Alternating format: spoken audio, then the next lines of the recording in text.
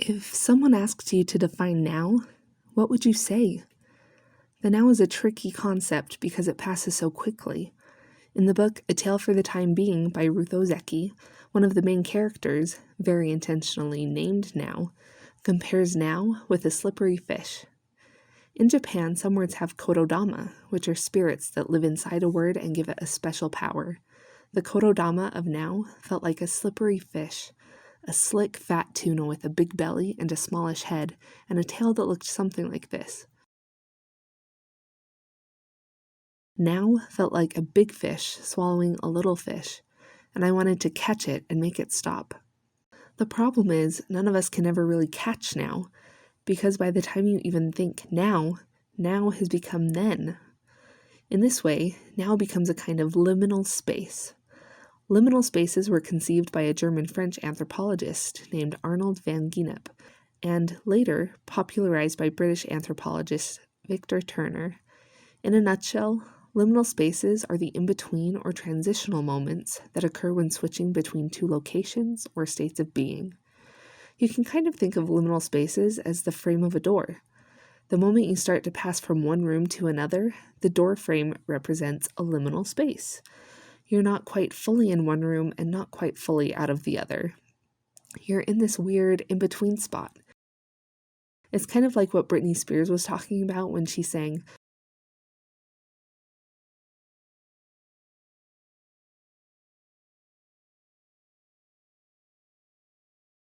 Britney was essentially describing a liminal space.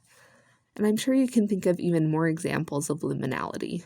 Transitioning from high school to college, that awkward phase, growing short hair out long. Even life itself is a liminal space between being born and dying. But the cool thing about liminality is that it opens up so many possibilities for the future.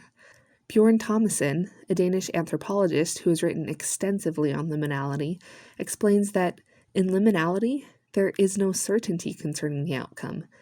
Liminality is a world of contingency, where events and ideas and reality itself can be carried in different directions. So, because liminal spaces are places of uncertainty, they're rife sites for creating change. Which is really good news, since, as we already pointed out, life itself is a liminal space. Since the outcome isn't certain, liminal spaces become sites of agency, where we can exercise our free will to choose an outcome. But on the flip side of that, others can also exercise their agency on us and surprise us with an outcome we never considered. It's a cool and mildly terrifying concept. So in this video, I'm going to be looking at how the novel A Tale for the Time Being by Ruth Ozeki demonstrates the liminality of life in 3 specific areas: communication, knowing, and connection with ourselves and others. Communication has changed a lot over time. Body language and oral communication have existed for the entirety of human history, but communication mediated by technology, such as writing or even YouTube videos, is relatively new. From body language to oral communication to writing to the ever-changing technological landscape we now live in, communication is a perpetual liminal space as we move through and between these various mediums of expression. This evolution of communication is actually showcased throughout the novel, from discussions of warnings written on stone tablets in Japan, to the letters Haruki No. 1 writes home, to the text messages and emails various characters exchange. However, A Tale for the Time Being uses these communications to point out the liminality that exists in such communication. For example, when Ruth begins reading Now's diary, she tries to search the internet for information about Now and her family, but nothing comes up. As readers living in a technologically connected world, we're used to having instantaneous access to information and people. But Ruth's experiences show the shortcomings of these modes of communication, and how our expectations of their capabilities can be flawed or may not work the way we think they should. But just as the novel examines the shortcomings or problems with modern forms of communication, it also showcases forms of communication modern society has come to discard or ridicule. Examples of this include the Japanese crow that shows up on Ruth's island with the diary and warns and helps the characters throughout the novel. Now speaking with the ghost of her uncle, Haruki No. 1, while at the temple, and Ruth's dream where she visits Ozeki and Haruki number 2 and changes the ending of the diary. These kinds of experiences and ways of communication, as I said, are usually ridiculed or dismissed by modern readers as improbable. Amitav Ghosh, in his book The Great Derangement, defines improbable as not the opposite of probable, but rather an inflection of it, a gradient in a continuum of probability. Ghosh then quotes Ian Hacking, who suggests that probability is a manner of conceiving the world constituted without our being aware of it. So, in other words, probability is a way of viewing and conceiving the world and how it works without being aware of it. We tend to rely on logic for this worldview. You see hoof prints, think horses, not zebras.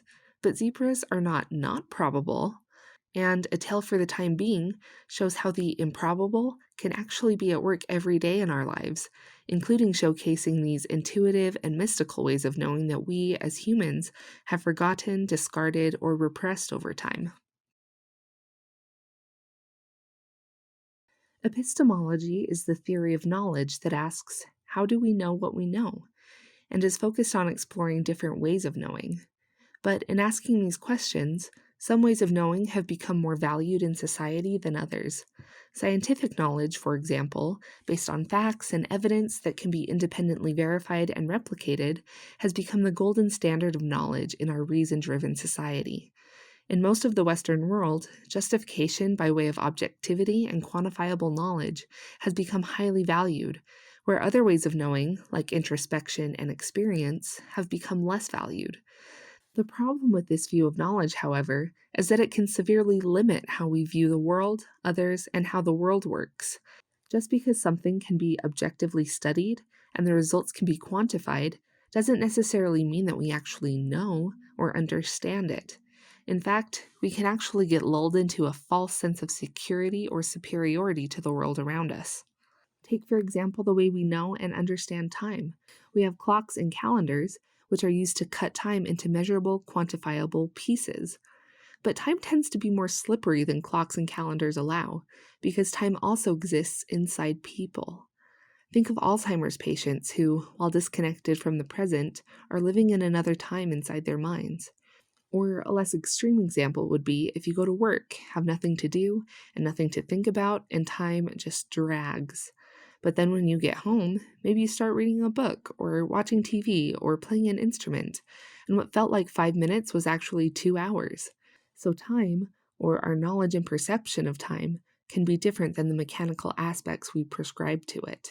Adi, in Introducing Epistemology, writes that philosophers have thought a great deal about these matters, especially about the nature of perceiving and about what we can know, or may mistakenly think we know, through perception or through other sources of knowledge.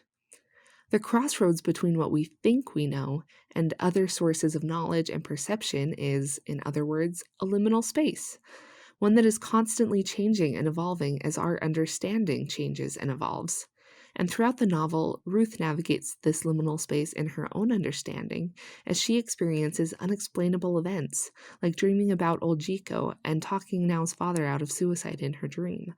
And the ending of the book may have been very different had Ruth chosen to stubbornly stick to her way of understanding the world and how it works. Ghosh states that one of modernity's most effective weapons is its insistence that it has rendered other forms of knowledge obsolete.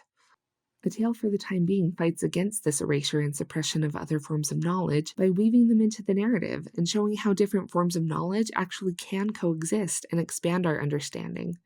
This is especially important because when we feel like we know everything about how the world works, it can lead to devastating outcomes and justifications for damaging behaviors.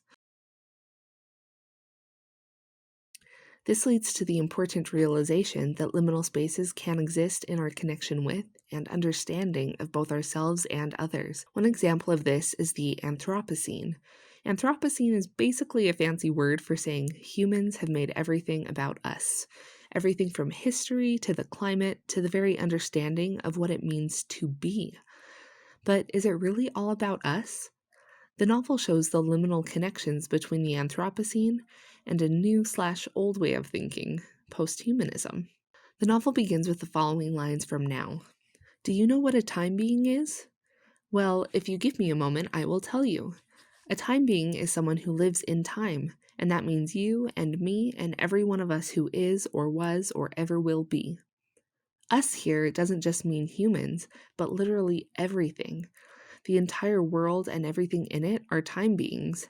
This is the way posthumanism encourages us to look at the world too. Posthumanism invites us to look at us as more than just the human. It invites us to consider time beings as just as important and vital to thinking, knowledge, and history as we consider human beings. The name posthumanism might make it sound like this is a new way of thinking about the world, but in reality, posthumanism is a way of knowing and understanding being that has existed forever, but was crowded out by the ways of knowing we discussed before. It's not a new way of thinking, but it's a way of thinking that we each are responsible to discover or rediscover. But why are humans so insistent on separating ourselves from the rest of the world?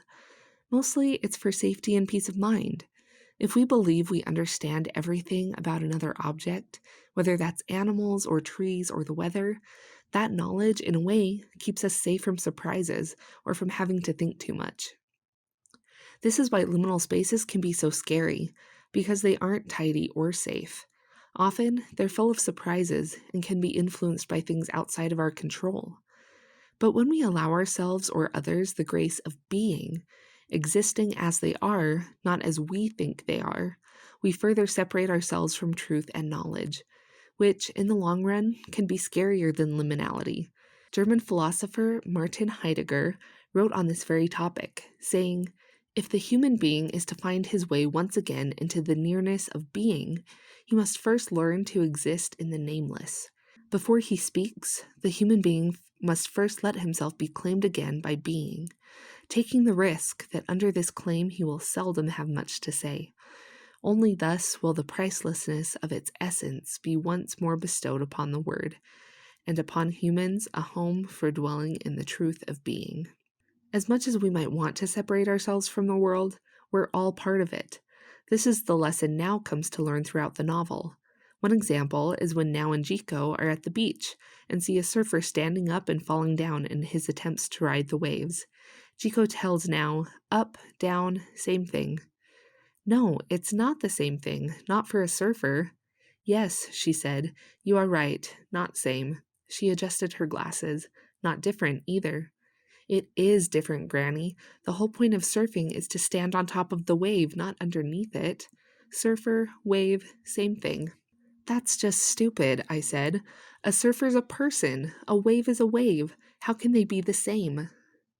Chico looked out across the ocean to where the water met the sky. "A wave is born from deep conditions of the ocean," she said. "A person is born from deep conditions of the world. A person pokes up from the world and rolls along like a wave until it is time to sink down again. Up, down, person, wave." She pointed to the steep cliffs along the shoreline. "Chico, mountain, same thing. The mountain is tall and will live a long time. Chico is small and will not live much longer. That's all." This conversation demonstrates how people and the world aren't different entities, but part of the same whole.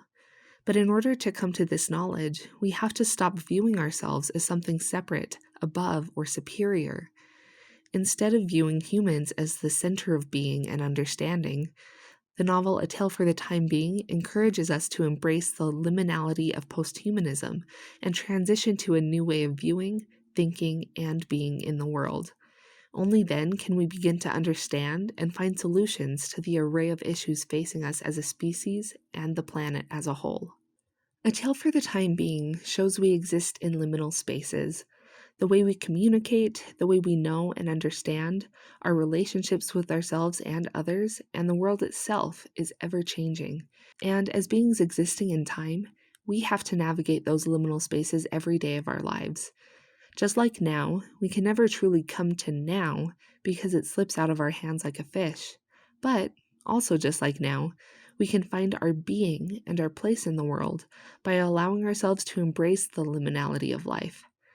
Now does this through Zazen, where she just sits and breathes. Ruth also eventually is able to do this through Zazen. But what's important is just being, just existing. not separating yourself from the past or the future, from the human or the non-human. Embracing this liminality is the only way of truly being in the now.